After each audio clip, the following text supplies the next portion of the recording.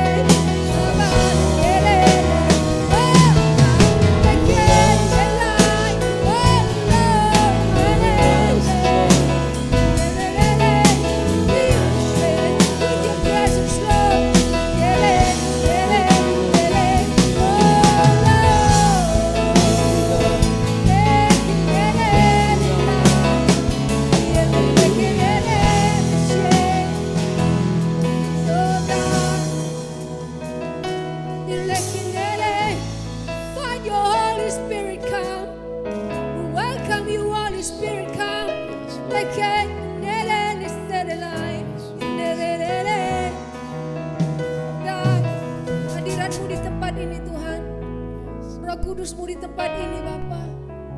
Ikainilah kita inada resergia. Semachta kila akanale. Syekhiler ne yirah. Hadirat-Mu Tuhan. Yakamilah syekhiler memenuhi setiap kami. Terima kasih Bapa. Kami datang pagi hari ini membawa hati kami, membawa hidup kami di hadapan-Mu. Do something God. And we believe Lord Jesus. Yang terbaik yang akan Tuhan lakukan. Karena Engkau Allah yang baik, Allah yang luar biasa, selalu baik bagi kami. Terima kasih Tuhan Yesus. Hormat syukur kami kepadamu, pujian kami, penyembahan kami Tuhan hanya kepadamu. Terima kasih Tuhan, terima puji dan syukur kami. Dalam nama Yesus kami berdoa, haleluya. Amin. Siapa memuji Tuhan? Amin.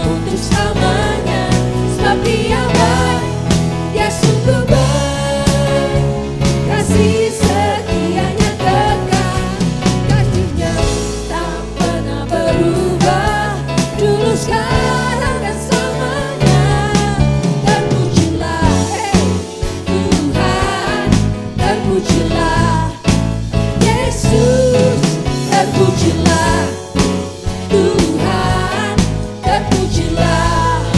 One more time. Terpujilah Tuhan, terpujilah Yesus.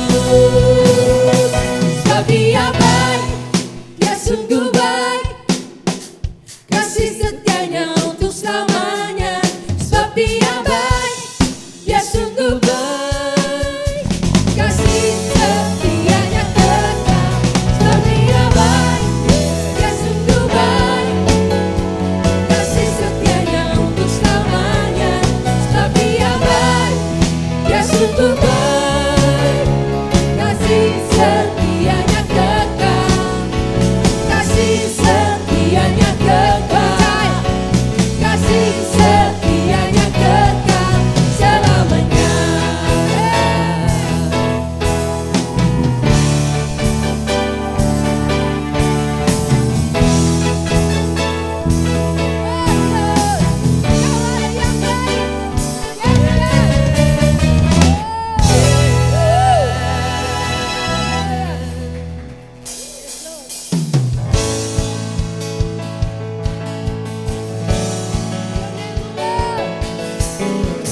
Through you, I can do anything, and I can do all things, 'cause it's you who give me strength.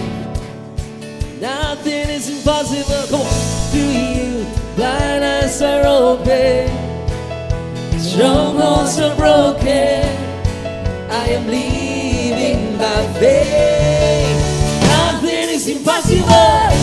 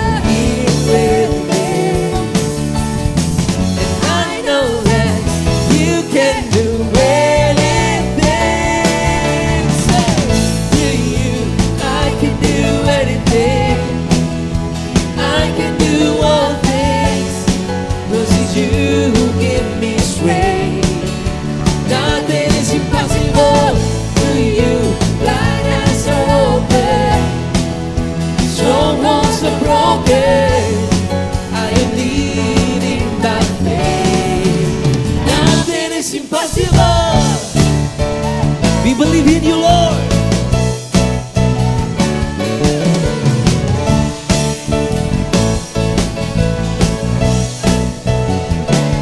Come on, sing right now. Not gonna live by what I see. I'm not gonna live by what I feel. Deep down, I know that you're here with me. And I know that you can do anything. Anyone who believes, shout to the Lord. Through you, I can do anything. I can do all this, 'cause it's you who gives me strength. Nothing is impossible. Through you, blind eyes are open, strongholds are broken. I am leading by faith. Nothing is impossible. Hallelujah.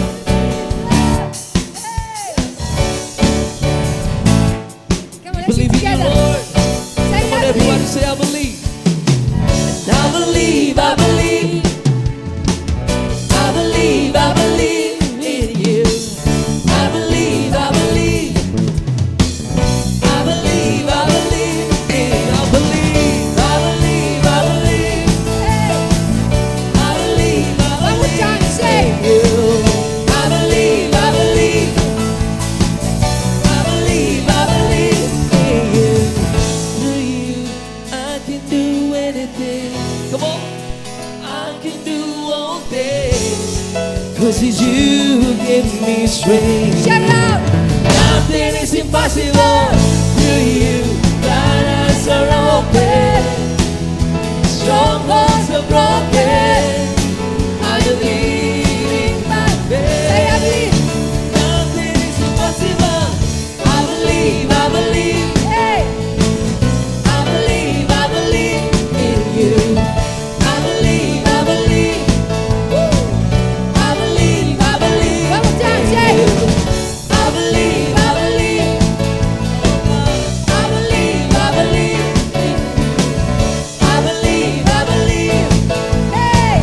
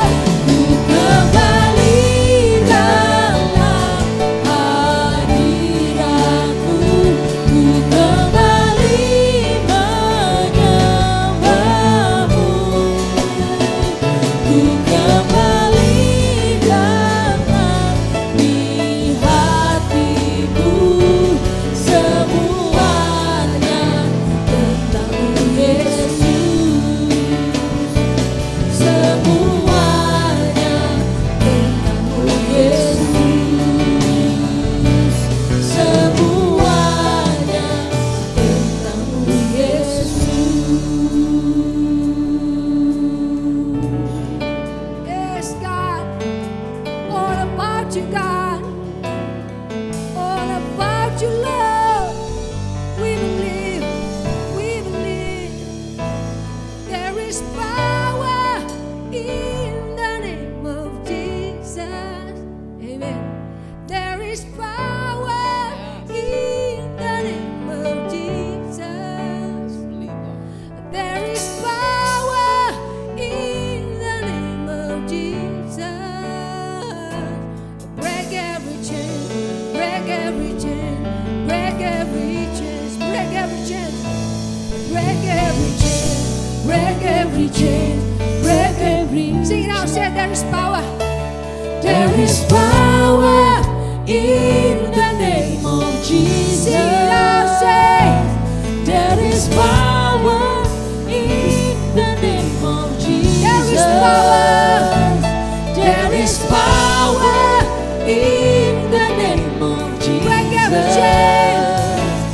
Break every chain. Break every chain. Break every Break every chain. chain. Break every chain. Break every chain. Break every Break every chain. Say it out. Break every chain. Break every chain.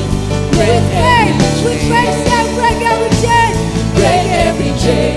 Break every chain. Break every chain. Oh, yeah.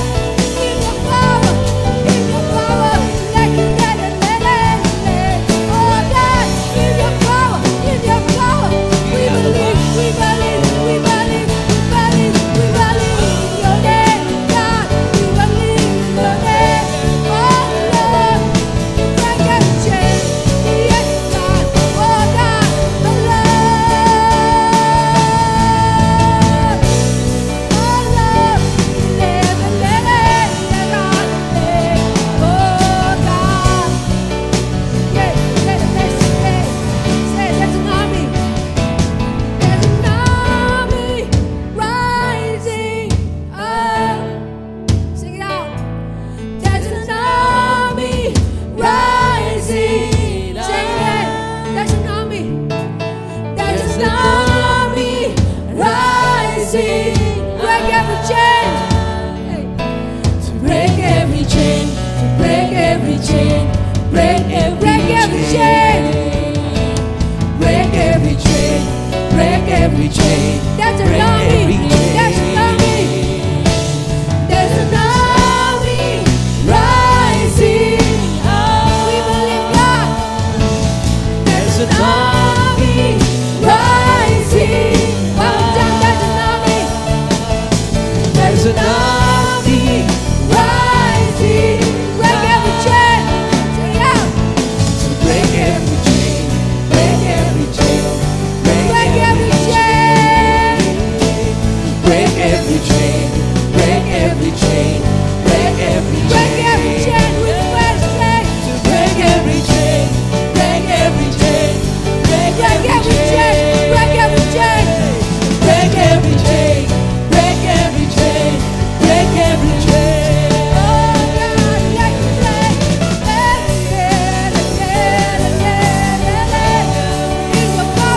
In your power, God. Kita play. Oh, God, dalam kuasa nama-Mu. Tadi belenggu dihancurkan, belenggu dipatahkan dalam nama Yesus. Let. Oh, God. Oh, God, let me play in your power. Oh, God, in the power of your name. God, we believe. Oh, Lord, let it play. Let it. There's a power in your name. Oh, God. Oh, Lord, let it. Oh, God, let it. Like I don't know.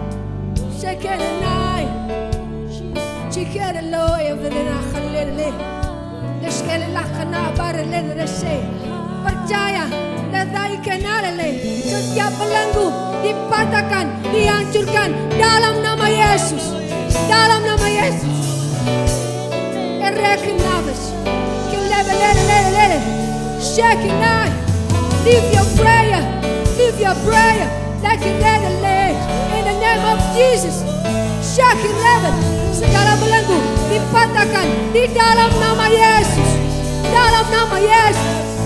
Like it oh God. Syakir level.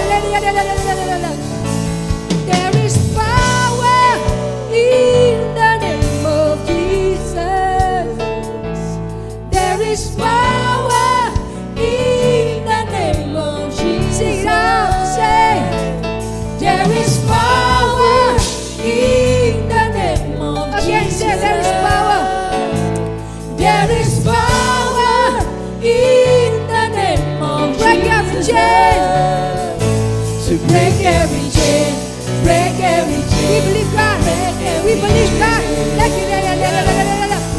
every chain. Break every chain. Break every chain. Break every chain.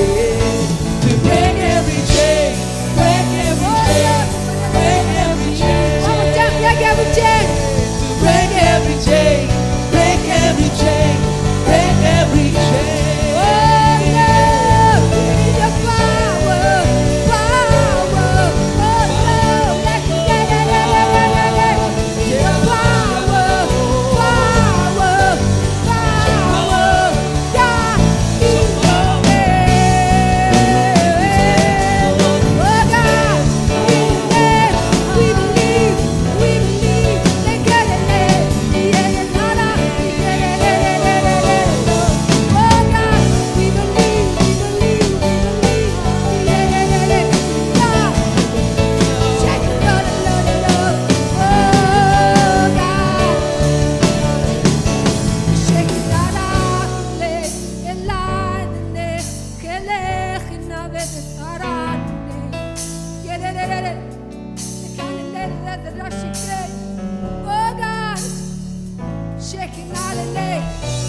Setiap orang yang datang hari ini,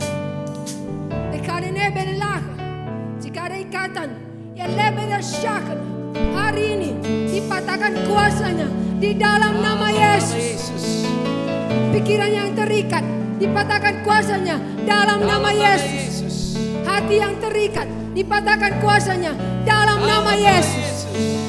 Yesekinai dan berkat-berkat Allah tercurah di dalam nama Yesus.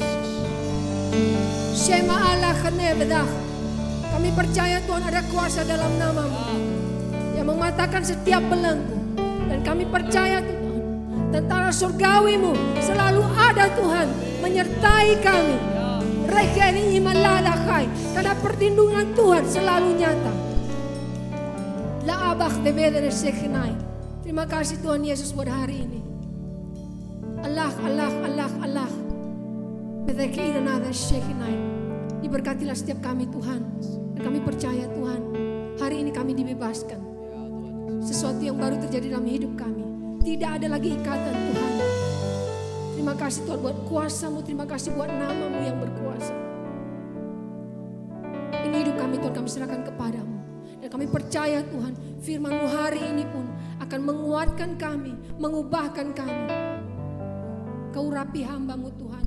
Yalakai menade de kila balakhanai, lakeebe dalashay, suara dari surga, meelekhe namalai akan disampaikan oleh hamba-Mu dengan urapan yang Kau berikan di dalam nama Yesus. Ya alekhe imenai, dan setiap firman yang disampaikan, yalah ibenenaya, bukan hanya sekedar didengar, tetapi akan melekat dan menjadi hidup di dalam setiap jemaat-Mu. Engkau berkati juga persembahan kami Tuhan, tidak ada yang menabur dengan sia-sia. Setiap orang yang menabur dengan sepenuh hati akan diberkati oleh Tuhan Allahnya. Dan lumbung-lumbungnya tidak akan pernah kosong. Dan musim kemarau tidak akan mempengaruhi hidupnya. Karena Tuhan Allahnya selalu memberikan musim penuaian dalam hidupnya. Terima kasih Tuhan Yesus. Terima kasih buat hari yang penuh dengan berkat dalam hidup kami. Terpujilah nama-Mu. Di dalam nama Yesus kami berdoa dan mengucap syukur. Haleluya. Amin. Puji Tuhan.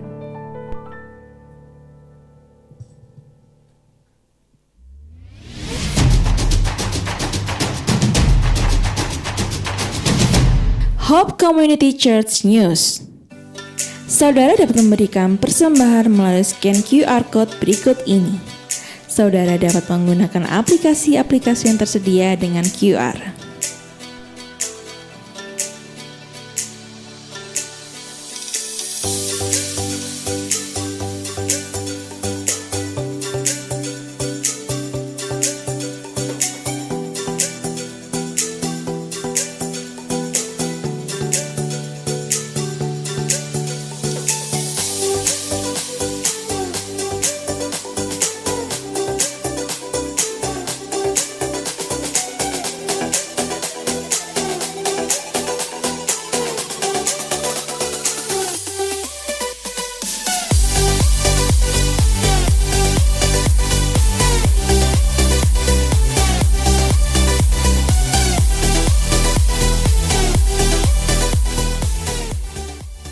Setiap bulan di minggu kedua di hari Sabtu akan ada penjadwalan untuk baptisan. Sebelum baptisan, saudara akan ada pembekalan baptisan sebanyak 4 kali pertemuan.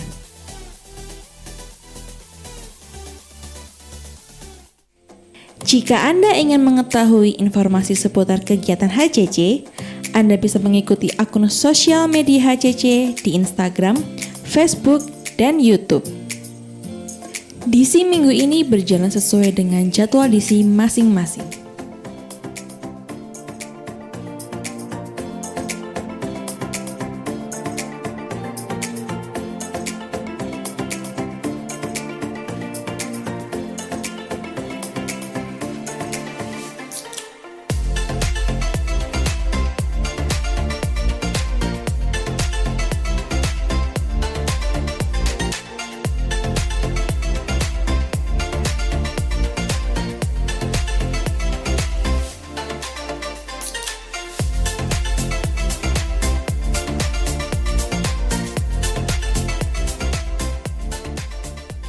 Onsite Service Jumat jam 18.30 di HCC Spasio Tower lantai 11, disertai juga melalui Zoom. Onsite Sunday Service Minggu 10 April 2022 pukul 10 pagi yang akan dilayani oleh Pastor Florin. Ibadah ini juga disertai dengan streaming di YouTube HCC Surabaya. Kemi Service hari ini diadakan pukul 4 sore via Zoom. Hello kids, how are you? We miss you every week in Kemi Service. Sekarang Kemi kita lebih seru loh. Ada kartun-kartun lucu tentang firman Tuhan dan juga gambar-gambar seru untuk dibahas di ibadah Kemi. And nanti kalau kita sudah ibadah onsite, malah lebih seru lagi karena ada banyak aktivitas menarik yang akan kita lakukan. Woohoo! We are so excited to see you every Sunday. Shh, jangan suka bolos ya. Through every storm of life, I know you're by my side. So I am holding on to your promises. You are the God who holds my future, all my dreams. So I am holding on.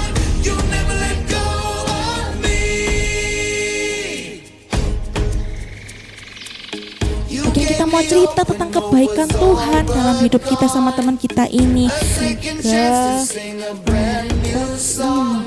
Kok cuma 5 dombanya? When Jesus was born, apa yang kita dapat dari sana? Yang kita dapat adalah bahwa kita diselamatkan, bahwa kita ini spesial, bahwa Tuhan Yesus mengasihi kita.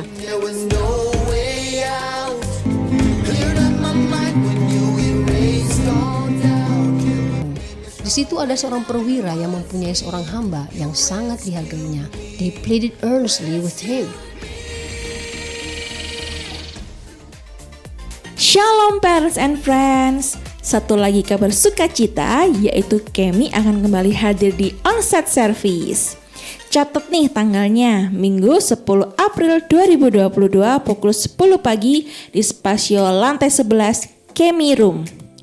Karena ini adalah ibadah perdana Kemi, jadi akan ada kegiatan seru dengan prokes pastinya. Plus teman-teman akan dibagikan link registrasi melalui kakak-kakak wali kelas. Gak sabar nih ketemu di ibadah. See you at Kemi Onsite Service. God bless you.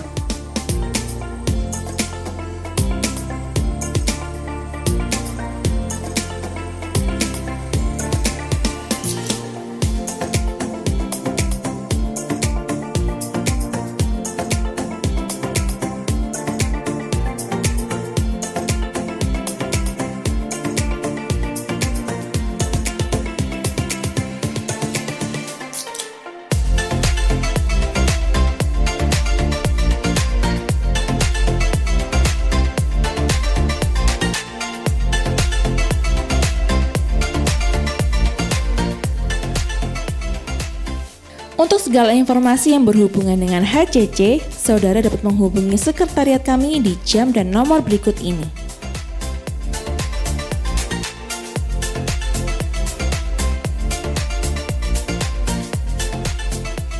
Demikian HCC News untuk minggu ini.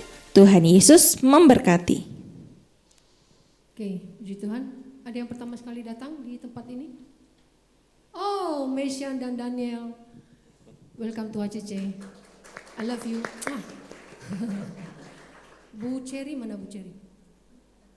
Selamat ulang tahun Ibu. Selamat ulang tahun dong. Selamat ulang tahun Bu. 17 tahun loh. Berkah dalam melimpah ya tahun ini. Oke, Miss Vina, mana Miss Vina?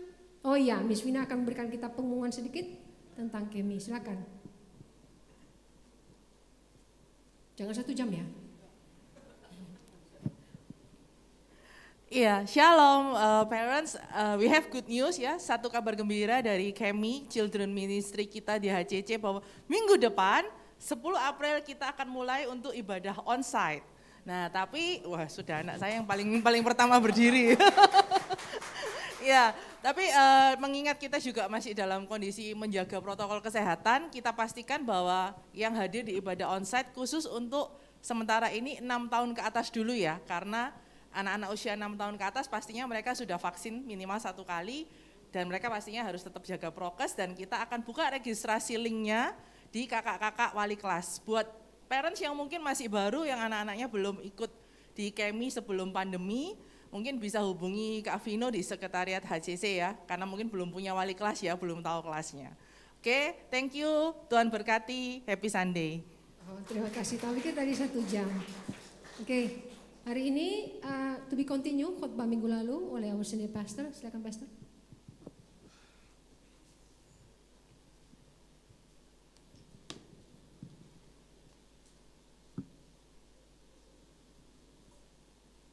Oke, thank you ya, thank you Florin dan juga seluruh tim musik. Kita langsung lanjut ya saudara ya.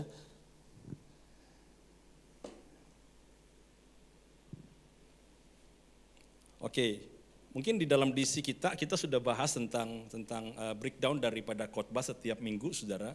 Jadi itu pentingnya DC memang. Jadi ketika saudara belum paham apa yang secara sepenuhnya dalam khotbah minggu, maka akan dibahas di dalam DC. Nah dalam DC itu kita bisa bertanya, kita bisa discuss, dan kita bisa memahami lebih banyak. Ada satu berita juga saya dapat dari multimedia, hari ini wifi-nya error saudara ya. Jadi sayang sekali saudara-saudara yang di rumah tidak bisa mengikutinya, jadi ini adalah direkam. Nah, inilah kelebihan daripada onsite. Ya, tetap teknologi, bergantung pada teknologi tetap tidak bisa.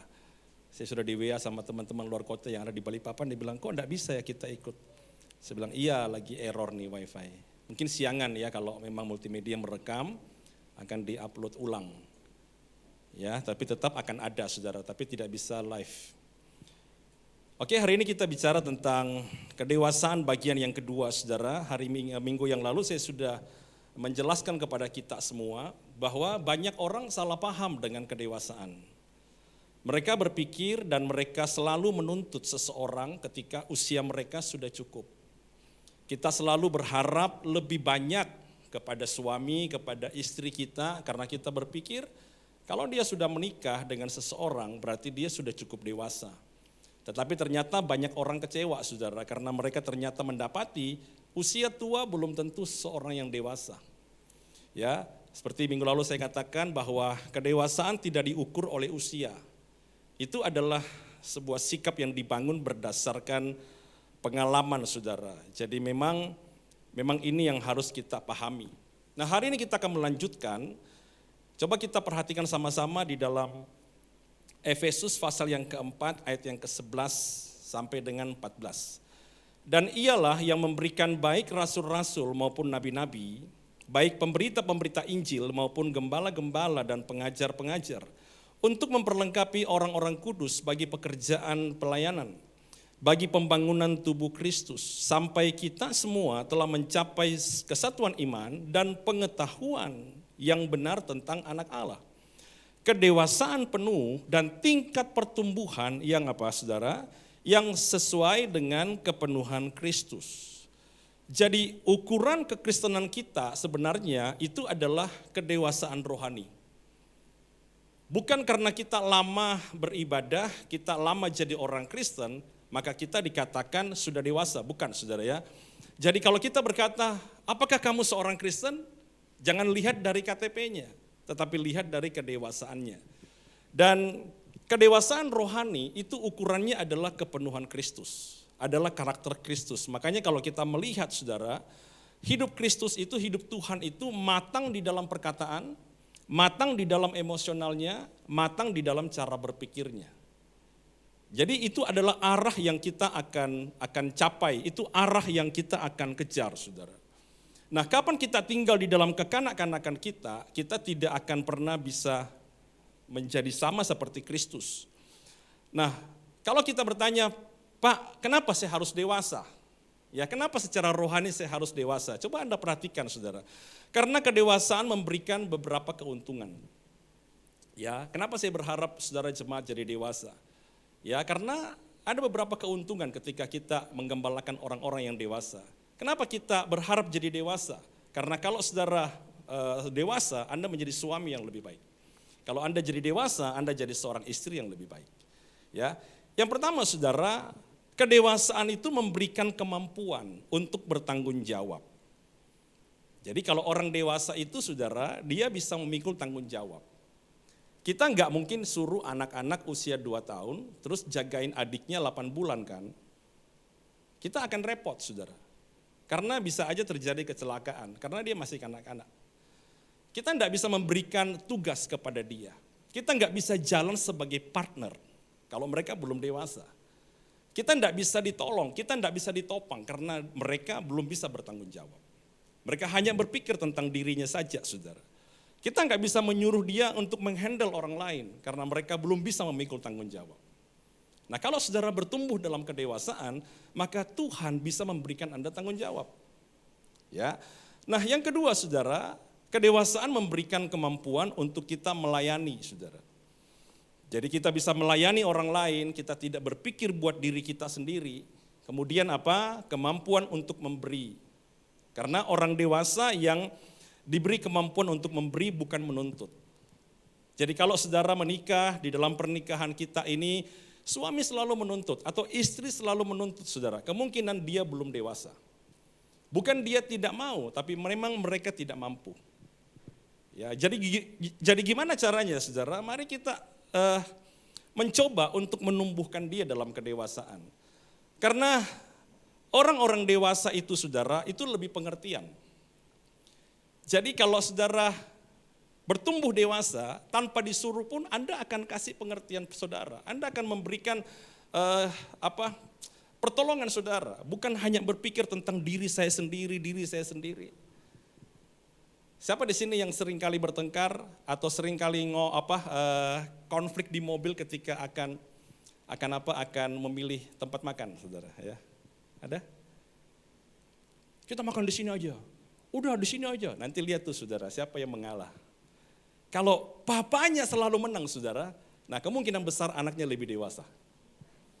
Ya, harusnya anak-anak yang paling kecil, kamu mau apa? Ya sudahlah, ya udah ikut aja. Tapi kalau saudara mereka berantem saudara-saudara, makan ini aja. Enggak, aku enggak suka. Aku ini aja, aku enggak suka. Oh, berantem rame di mobil sampai setengah jam cari makan saudara, maka di dalam mobil itu ada orang yang tidak dewasa. Kita makan apa nih? Ini nih. Oke, sudah. Ya sudah, enggak apa-apa. Kalau kita punya pengertian itu berarti kita cukup dewasa. Siapa di sini yang sering pergi liburan sama teman-teman? Ya. Jam berapa ini? Janjian jam 8 nih. Masih tunggu, 8:30 baru datang dengan santainya. Udah, kita sudah siap jalan. Oh, haleluya. Anda bisa mengetahui lah saudara. Kenapa? Karena tidak punya kemampuan untuk memberi. Bukan uang ya. Tapi memberi perhatian, memberi pengertian, memberikan sesuatu yang bisa menguntungkan orang lain, saudara. Kedewasaan memberikan apa, saudara? Kemampuan untuk berbuah. Jadi kalau saudara kita tetap tinggal di dalam kekanak-kanakan, kita sulit berbuah. Makanya ada dikatakan buah roh itu sulit dihasilkan. Karena orang kanak-kanak itu adalah orang yang selalu berpikir buat dirinya, kedagingannya mendominasi. Tapi kalau mereka bertumbuh dewasa, mereka bisa berbuah. Mereka bisa menghasilkan anak-anak rohani lain. Makanya Paulus berkata, ditinjau sudut umur harusnya kalian sudah mengajar. Ada buah dari kehidupanmu yang bisa menolong orang lain. Ya, Jadi betapa pentingnya saudara sebuah kedewasaan. Nah mungkin kita bertanya saudara, gimana cara kita menjadi dewasa? Apa yang harus saya perhatikan? Apa sih arti dari sebuah kedewasaan? Nah kita perlu perhatikan 3 hal ini saudara kalau kita mau menjadi dewasa. Ya, ini adalah sambungan dari minggu yang lalu. Yang pertama adalah kedewasaan itu berfokus pada gaya hidup rohani, bukan pada kegiatan rohani. Yuk kita baca bareng ya, dengan suara nyaring tapi. 1, 2, 3. Kedewasaan berfokus pada gaya hidup rohani, bukan pada apa? Kegiatan rohani. Ini banyak orang salah paham. Karena banyak orang salah mengartikan tentang kedewasaan rohani. Oh kalau dia sudah banyak kegiatan rohani, dia pergi ibadah, tidak pernah absen, ya kemudian dia juga melayani saudara, kemudian dia berkhotbah, dia mengajar orang lain, atau dia menjadi dia hadir dalam sebagai pemimpin dari DC, maka kita berkata, oh dia orang rohani, dia orang dewasa. Padahal saudara, kedewasaan tidak diukur dari banyaknya kegiatan. Bukan berarti kegiatan tidak bagus ya saudara ya. Tetapi jangan mengukur kedewasaan kita dengan apa? Kegiatan. Dan jangan pernah berkata jasa-jasa kita berdasarkan pada kegiatan rohani kita. Karena Matius berkata, ada orang di akhir zaman yang akan berkata, bukankah kami mengusir setan demi namamu, bukankah kami menyembuhkan demi namamu? Tapi aku tidak mengenal dia. Ya, jadi mari kita mulai melihat perbedaan ini, karena ada perbedaan yang jelas sekali saudara, atau sama sekali berbeda antara kegiatan rohani dan kehidupan rohani. Jadi kalau Anda mau jadi dewasa, kembangkan gaya hidup rohani, bukan menambah kegiatan rohani. Bisa paham ya saudara ya? Ya. Karena kegiatan rohani saudara tidak menjadi ukuran. Kegiatan rohani itu adalah kemasannya, sementara gaya hidup rohani itu adalah esensinya saudara. Sama seperti Tuhan bilang begini kepada kita semua ya, di dalam beberapa ayat Injil. Dia berkata, tubuh itu lebih penting daripada apa? Pakaian kan? Benar? Makanan itu lebih penting daripada, hidup lebih penting daripada makanan. Jadi jangan perbagus pakaiannya, tapi lupa merawat tubuhnya. Ya saudara, karena pakaian itu bukan esensi, tubuh itu yang esensi. Pakaian adalah kemasannya, tapi yang sebenarnya adalah tubuh kita. Tapi bukan berarti tidak boleh pakai pakaian. Benar ya saudara ya? Jadi tubuh ini harus kita rawat, tetapi pakaian adalah satu ekspresi, satu kemasan saudara. Tapi pakaian saudara tidak menentukan kualitas tubuh saudara. Kegiatan rohani kita tidak menentukan atau menentukan kualitas gaya hidup rohani kita. Ya, coba saya kasih saudara ilustrasi lah. Esra mana ya Esra? Esra tolong datang Esra. Bantu bentar.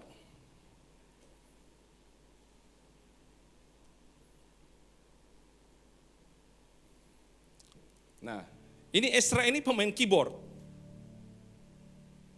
Ini nyala enggak ya? Oke. Saya, jangan dulu main.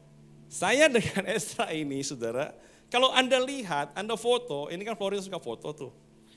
Kalau foto, masukkan di Instagram, ya masukkan di konten saudara, kira-kira saudara, orang tahu nggak saya nggak bisa main? Apalagi kalau saya pakai mic begini terus, begitu kan? Mana cahaya kasih nyala sedikit, ya lampunya nyalain dulu, supaya lebih, begitu ya. Oke, kalau saya begini saudara, terus nyali, di foto gitu ya, memang foto profesional, diedit dikit. Terus Terus foto juga Ezra, saudara. Kita berdua ini, saudara, itu tidak ada yang tahu kedalaman dari pengertian dan pengetahuan kita. Benar nggak, saudaraku? Nah, sekarang coba Ezra main.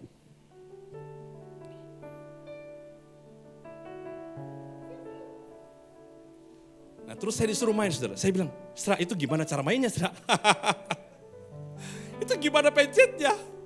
Saya sama sekali nggak ngerti, saudara. Sama sekali nggak paham. Saudara nangkap enggak? Apa yang Anda lihat adalah sebuah kegiatan. Tetapi bagaimana saya bermain adalah sebuah esensi. Dia bisa bermain seperti itu karena dia berada di dalam gaya hidup setiap hari dan berproses di dalam pengertian dan keterampilannya. Sementara saya hanya ada pada kulitnya.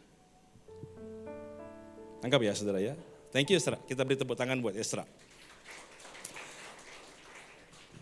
Jadi kalau saudara berkata, saya punya kegiatan banyak. Itu bukan ukuran kedewasaan. Ukuran kedewasaannya adalah apa, saudara? Gaya hidupnya. Coba lihat, saudara, dalam 1 Timotius 4 ayat 8. Latihan badani terbatas gunanya, tetapi ibadah itu berguna dalam segala hal. Karena mengandung janji baik untuk hidup ini, apa, saudara, maupun untuk hidup yang akan datang. Jadi fokus yang benar, saudara, dikatakan apa? Bahwa ibadah itu sebagai kehidupan yang saleh, godly living. Jadi latihan badani, kegiatan kita, saudara, itu terbatas gunanya. Jadi cara kita mengukur seseorang, apakah dia dewasa, atau cara kita mengukur diri kita, bagaimana gaya hidup rohani kita, saudara. Karena gaya hidup rohanilah yang akan menentukan kita menjadi orang yang dewasa atau tidak. Nah, apa yang dimaksud dengan gaya hidup rohani? Ini, saudara, gaya hidup saat teduh.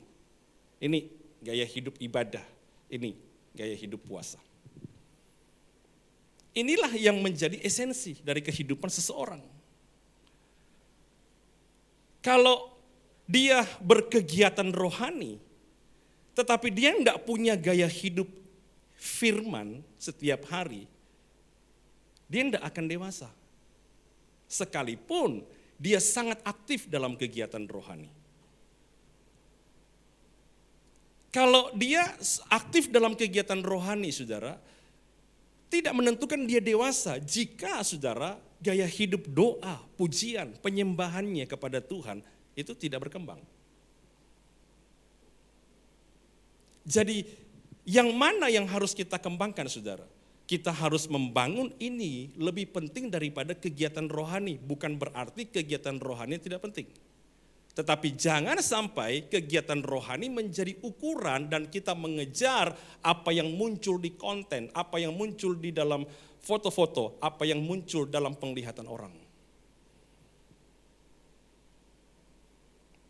Karena ini berbahaya, saudaraku.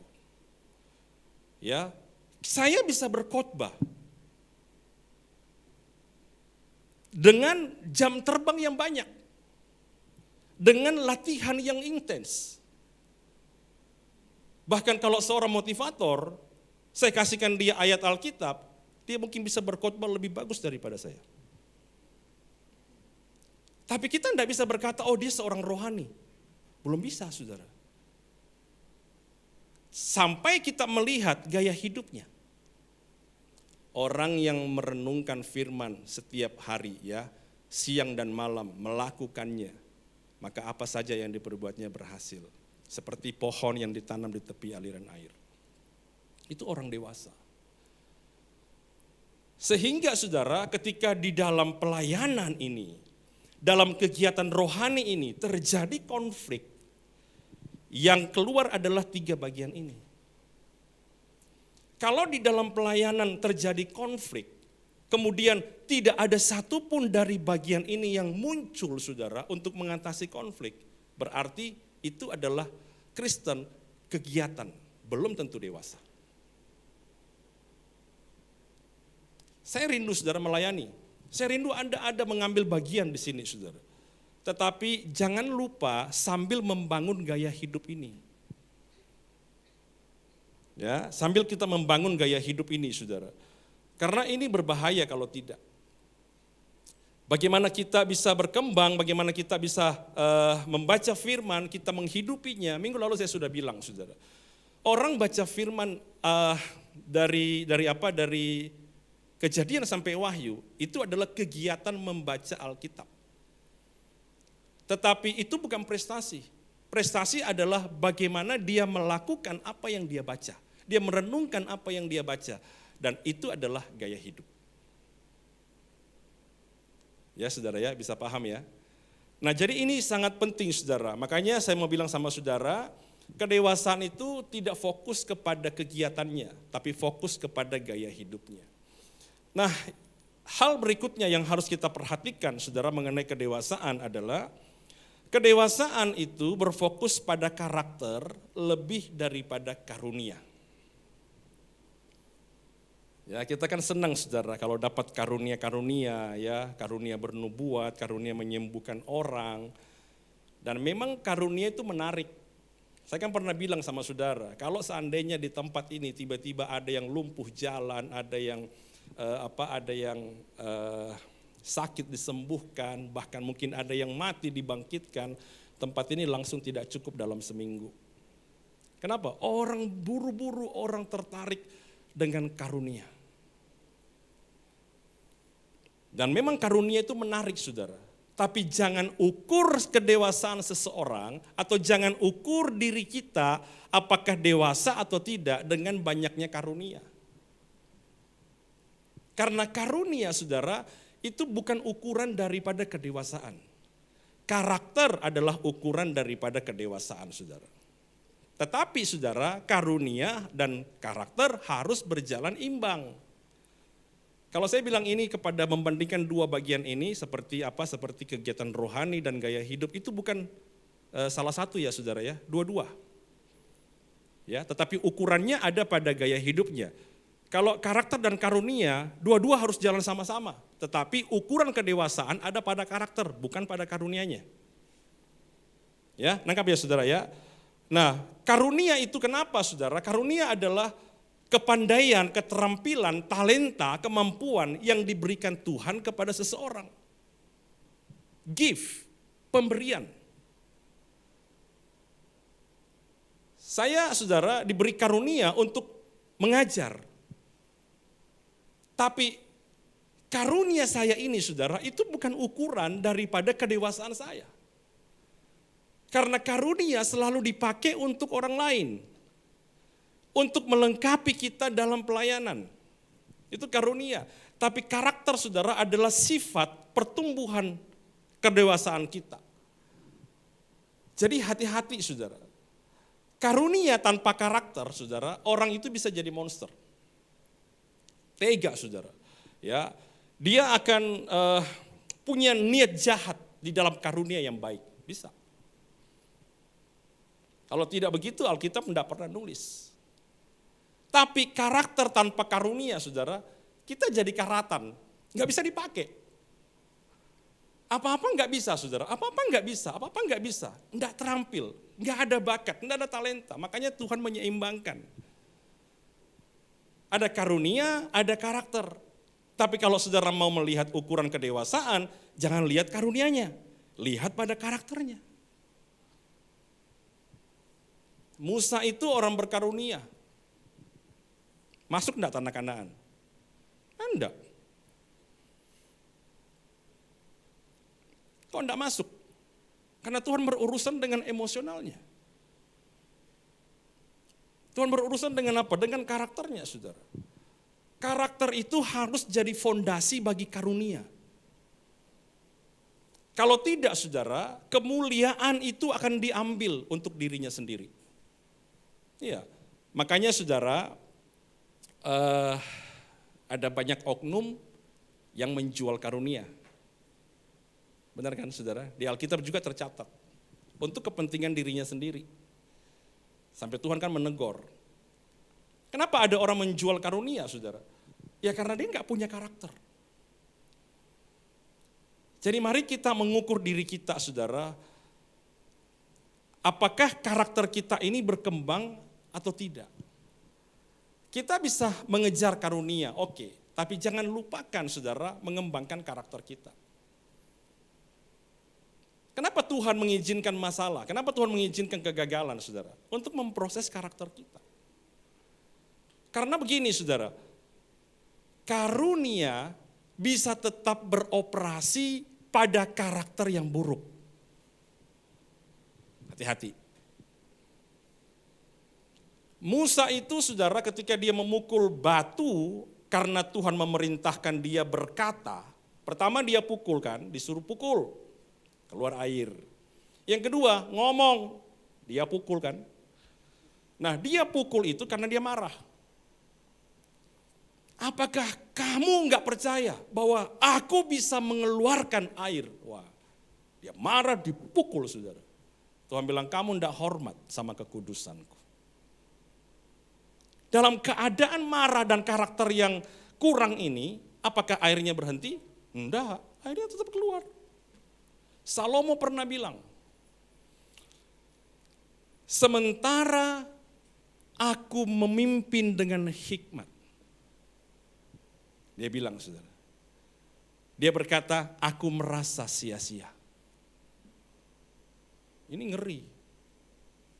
Makanya karunia tanpa karakter itu akan bisa menjadi topeng yang paling halus dan paling baik.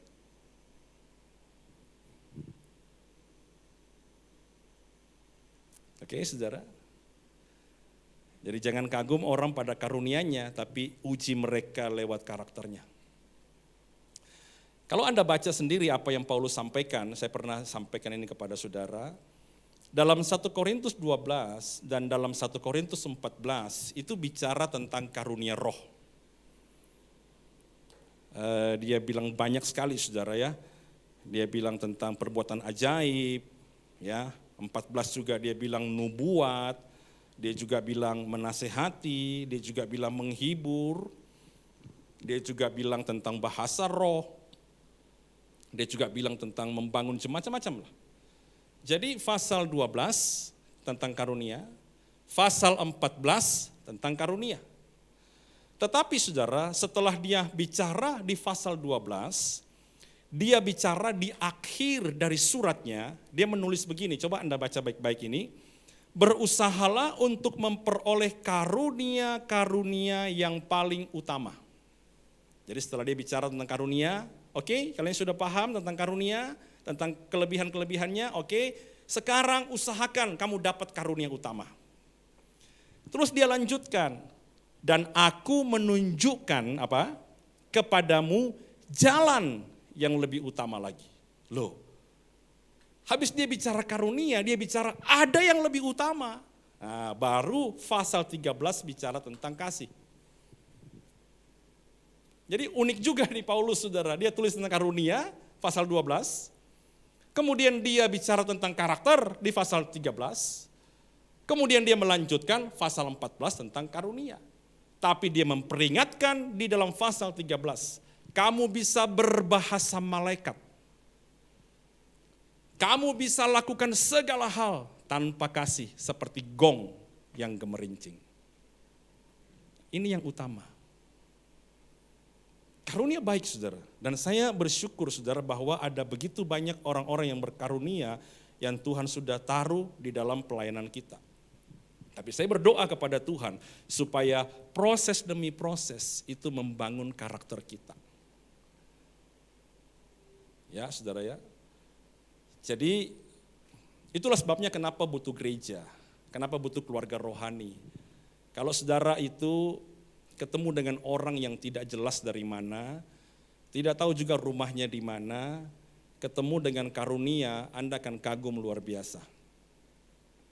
Dan apapun yang dia katakan, Anda akan ikuti.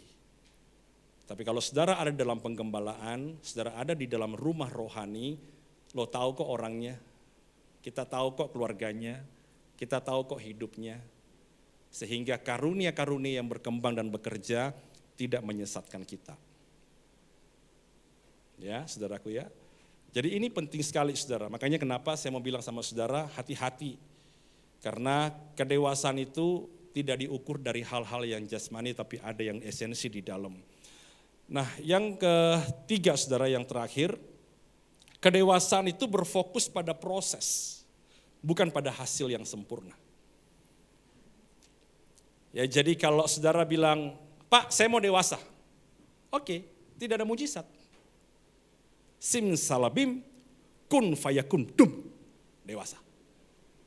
Pak saya mau jadi orang sabar, oke, sini saya doakan.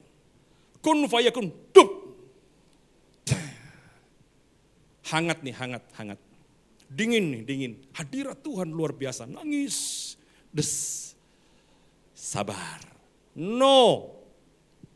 Gak ada saudara instan. Kedewasaan didapat lewat proses. Ngomong kiri kanan.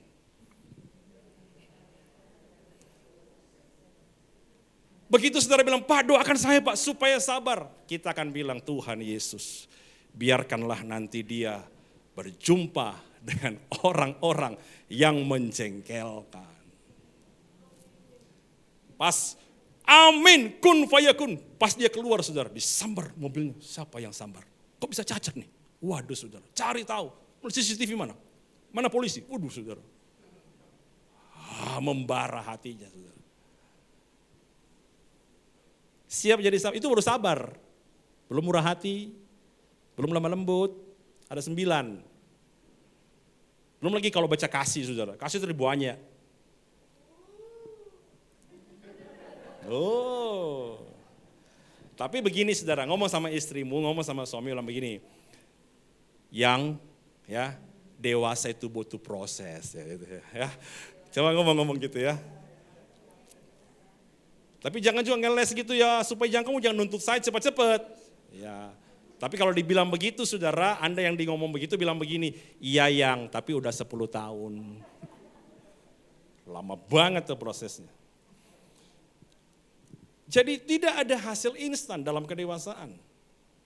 Kedewasaan adalah proses seumur hidup. Ya, artinya apa? Kalau saudara bilang saya mau lewatin prosesnya Pak, Anda tidak bakal dewasa. Itu jalan yang tidak bisa di skip. Itu bagian yang tidak bisa dihilangkan. Orang kalau mau sensor sebuah film, saudara, itu hati-hati tuh potongnya. Kan enggak mungkin, oh ini enggak bagus hilang, ini enggak bagus hilang, ini enggak bagus hilang. Coba putar di bioskop. Kacau tuh cerita, saudara. Harus benar-benar yang mana nih yang bisa dipotong. Nah, proses tidak bisa dipotong. Kalau Anda mau jadi dewasa. Karena begini saudara, tanpa proses tidak ada kedewasaan yang matang. Enggak ada. Enggak ada hasil instan saudara. Ya, memang kita mau saudara, kita mau cepat dewasa. Memang. Tapi enggak ada jalan saudara. Makanya saya mau bilang sama saudara, jangan kejar mujizat. Mujizat itu ada. Tuhan bisa kasih saudara mujizat. Tapi doa jangan terus bilang Tuhan saya susah buat mujizat. Terus Tuhan tanya kamu susah kenapa? Iya Tuhan sakit kolesterolku tinggi. Kok bisa? Aku makanya geragas. Ya sudah berproses di situ. Gitu ya. Kamu yang makan rakus. Sakit minta mujizat. Lebih baik sifatmu itu diubah. Supaya kamu tidak sakit lagi. Kan begitu saudara. Pak, saya utang nih, ekonomi saya rusak nih Pak. Loh kok bisa? Iya, saya boros, saya gini. Lah itu diubah. Tuhan sekali aja Tuhan. Habis Tuhan kasih mujizat, saya pasti bertobat. Tidak mungkin. Bilang kiri kanan, tidak mungkin. Ya, tidak mungkin saudara. Ya. Karena begini saudara, saya memperhatikan apa yang Alkitab tuliskan. Mujizat itu tidak mengerjakan banyak kedewasaan. Karena mujizat bagi anak kecil. Mujizat bagi orang baru. Yang belum mengenal Tuhan. Kenapa Tuhan berjalan dalam mujizat? Karena mereka dan dia ada di ladang penginjilan. Orang-orang yang belum mengenal Tuhan. Di gereja, ya jangan tiap hari mujizat dong saudara. Berproses dalam kehidupan kita. Saudara sakit, saudara menyembuhkan diri saudara, Anda merubah hidup dan gaya hidup kita. Ya, karena orang Israel berjalan 40 tahun di padang gurun, saudara, itu penuh dengan mujizat kan. Tapi berapa yang masuk? 2. Tiap hari mana? Tiap hari air dari batu. Setiap hari lakukan banyak hal, saudara. Jadi belajar dari kesalahan kita dan kita akan melihat proses itu mendewasakan kita. Musa butuh 80 tahun. Abraham butuh hampir 50 tahun, saudara, untuk dapat anak. Yusuf butuh 13 tahun. Kok lama, Pak? Ya, dengar khotbah yang waiting. Supaya saudara sabar dalam menunggu. Ya, jadi proses itu jangan pernah dilewatkan dalam kedewasaan. Ini yang saya sampaikan minggu lalu juga, bagaimana proses itu bekerja. Jadi ketika saudara mengalami masa-masa sukar, Anda mengalami masa-masa yang sulit, itu adalah proses belajar. Saya belajar nih Tuhan, apa yang salah, apa yang perlu saya perbaiki. Terus saudara, kalau belum lulus ya belajar terus, belajar terus. Kalau sudah lulus, belajar lebih tinggi. Sudah lulus, belajar lebih tinggi. Pasti begitu. Ya. Proses dalam apa? Dalam pertumbuhan. Jatuh, bangkit lagi, proses nunggu, proses bergumul. Kita hadapi satu demi satu, saudara. Jadi tidak ada yang namanya kedewasaan itu instan, tidak ada. Ya, tapi jangan juga tanpa progres. Jangan juga saudara bilang, ya tunggu aja, memang kedewasaan itu butuh proses. Tapi berapa lama? Berapa lama, saudara? Kita harus progres. Tidak apa-apa lama, asal ada progres. Tapi kalau lama tidak progres, contohlah Anda download, ya, terus tidak nambah 1% terus itu. Anda pasti bilang hang ini. Anda ulang lagi kan. Tapi kalau 1,5 jam, 2, Anda pasti tunggu. Karena lagi progres. Nah banyak orang saudara, dia nggak tahan nunggu, dia butuh mujizat. Ya Tuhan bukan Tuhan yang mengikuti kemauan kita. Dia Tuhan yang mengajar kita dan mendidik kita. Jadi apa yang saudara sedang hadapi hari-hari ini saudara? Coba ukur diri kita. Bahwa kedewasaan itu tidak bisa diukur saudara dari kegiatan rohani kita. Kegiatan rohani baik. Tapi saya berdoa dan saya berharap ketika Anda melayani Tuhan, itu lahir dari sebuah gaya hidup. Sehingga ketika saudara konflik dalam pelayanan, Anda tidak gampang mundur. Anda tetap bisa mengampuni, Anda tetap berjalan maju, dan Anda semakin tajam. Fokus pada apa saudara? Pada karakter. Karunia baik saudara. Ada yang pernah tanya sama saya, Pak gimana caranya dengar suara Tuhan? Saya juga tidak berani bilang, sini saya doakan supaya kamu dengar suara Tuhan. Saya bilang baca firman, itu semua suara Tuhan. Tapi yang mana? Ya berdoa aja Tuhan yang mana yang Tuhan mau tunjukkan. Banyak orang kejar karunia saudara. Bahkan ada yang berkata begini, Pak saya berdoa Pak supaya Tuhan kasih saya karunia kesembuhan. Buat apa? Supaya saya nggak usah ke dokter. Enak aja. Kasihan tuh dokter nanti kerja sekolah jauh lama, bayar mahal, nggak laku saudara. Kan nggak boleh begitu saudara. Amin. Ya. Ayo bilang kiri kanan lagi saudara. Kedewasaan itu proses.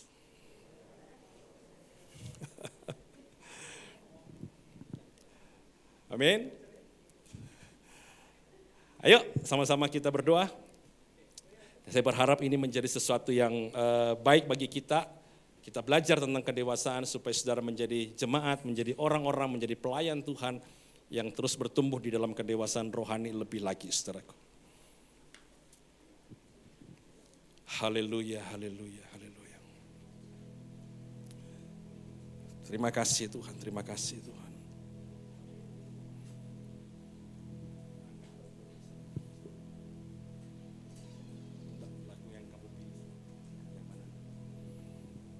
Saudara mari sama-sama kita bangkit berdiri, datang sama Tuhan.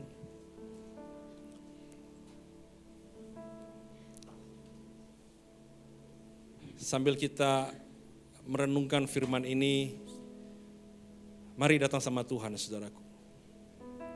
Saya tidak tahu bagian mana yang Tuhan sedang proses dalam hidup saudara. Tetapi Mari kita introspeksi dan mari Roh Kudus berbicara kuat di dalam hati setiap kita, saudaraku.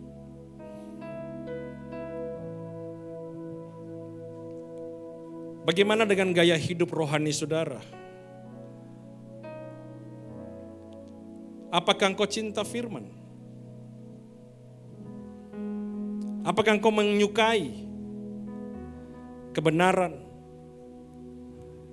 Apakah engkau merenungkan firman itu setiap hari dan aplikasikan dalam hidupmu? Apakah engkau suka berdoa menyembah Tuhan? Itu gaya hidup. Bangun disiplin-disiplin rohani, saudaraku. Ketika anak-anak saudara bertumbuh, latih mereka untuk punya gaya hidup rohani. Bukan paksa mereka masuk di dalam pelayanan supaya Anda bangga. Tapi lebih dulu ingatkan mereka, engkau harus punya gaya hidup fondasi yang kokoh di dalam Tuhan. Mari cek hidup kita, saudaraku. Tuhan, hari ini hamba berdoa di dalam nama Yesus. Supaya Tuhan engkau terus bekerja di dalam hati kami. Ingatkan kami Tuhan bahwa hanya orang-orang dewasa yang layak bersama-sama dalam perjamuan kawin anak domba. Hanya orang-orang yang dewasa yang siap menjadi mempelai Kristus. Hanya orang-orang yang dewasa yang akan dipakai Tuhan melakukan banyak hal. Terima kasih Tuhan untuk setiap anugerah. Terima kasih untuk setiap kebaikan-Mu Tuhan. Kalau kami sedang bergumul, ingatkan kami ini adalah proses kedewasaan kami.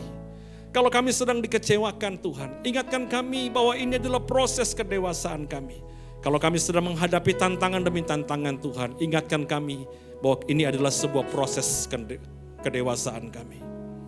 Siapapun kami yang hadir hari ini, baik hamba-Mu, baik semua hamba-hamba Tuhan, baik semua jemaat Tuhan. Tidak ada yang terkecuali, semua kita berada di dalam proses-proses kedewasaan yang berbeda-beda tingkat. Sembah Dia, sembah Dia, sembah Dia.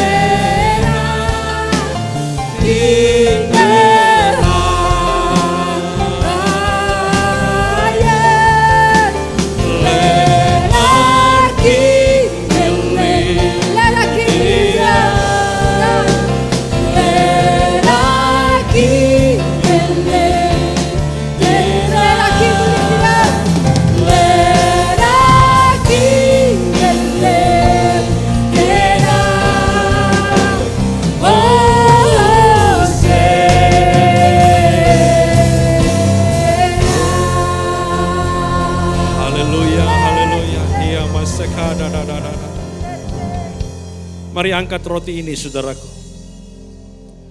Ketika saudara mengangkatnya, engkau ingat akan apa yang Tuhan sudah buat dalam hidup kita. Yesaya mencatat, dia seperti domba yang dibawa ke pembantaian. Seperti domba keluh kepada orang-orang yang mencukur bulunya. Dan dia diam, dia tidak membantah, padahal dia mampu. Ada waktu-waktu di mana Tuhan menunjukkan karakter yang begitu hebat, saudaraku. Ada waktu-waktu di mana Tuhan menunjukkan tentang kesabaran, tentang pengampunan yang berlimpah. Bukan kepada orang-orang yang layak diampuni. Bukan kepada orang-orang yang layak ditebus. Tetapi dia melakukannya. Anda mengampuni bukan karena seseorang mungkin layak diampuni. Tapi Anda mengampuni karena Tuhan sudah mengampuni saudara. Anda perlu sabar dengan setiap ketidakadilan. Bukan karena saudara benar saja saudaraku. Tapi karena Anda melakukan itu seperti untuk Tuhan. Ketika engkau angkat ini, ingatlah bahwa Yesus adalah teladan. Yesus adalah contoh. Setiap kita bertumbuh ke arah kepenuhannya. Dan hari ini sampai selanjutnya kita berproses untuk menjadi serupa dengan Dia. Tuhan, terima kasih untuk apa yang Tuhan sudah kerjakan. Terima kasih untuk setiap penebusan pengorbanan-Mu Tuhan. Kami ada di bulan-bulan Paskah. Kami bersyukur karena kami diingatkan kembali betapa ajaib pengorbanan-Mu Tuhan. Terima kasih. Apa yang telah kuteruskan kepadamu telah aku terima dari Tuhan, bahwa Tuhan Yesus malam waktu Ia diserahkan mengambil roti. Sesudah itu Ia mengucap syukur atasnya. Ia memecah-mecahkannya dan berkata, inilah tubuhku yang diserahkan bagi kamu. Perbuatlah ini jadi peringatan akan aku. Percaya ke saudara bahwa roti yang atasnya kita mengucap syukur adalah persekutuan dengan tubuh Kristus yang menyelamatkan kita. Mari kita makan bersama di dalam nama Yesus.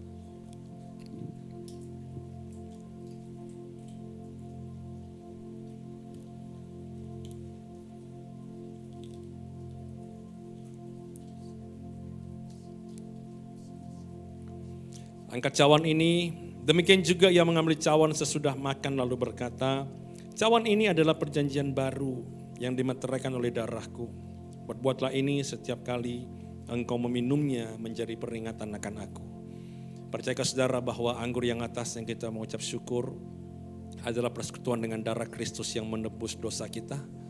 Mari kita minum bersama di dalam nama Yesus.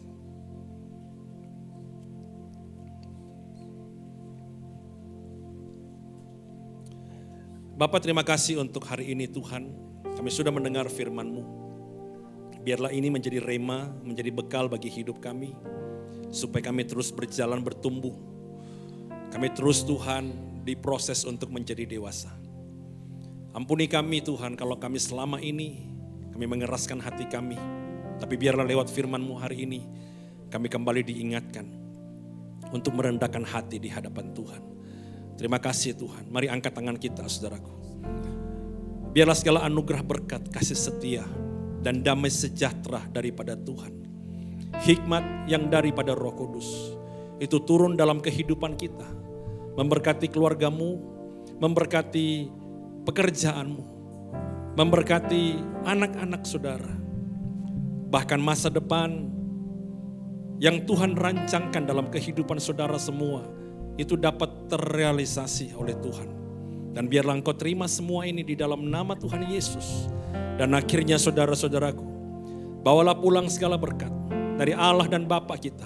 Dan biarlah kasih sayang dari Tuhan kita Yesus Kristus, serta persekutuan, penghiburan dan kekuatan dari Roh Kudus menyertai kita mulai hari ini sampai Tuhan datang yang kedua kalinya. Di dalam nama Tuhan Yesus sama-sama kita katakan amin, amin, amin. Puji Tuhan.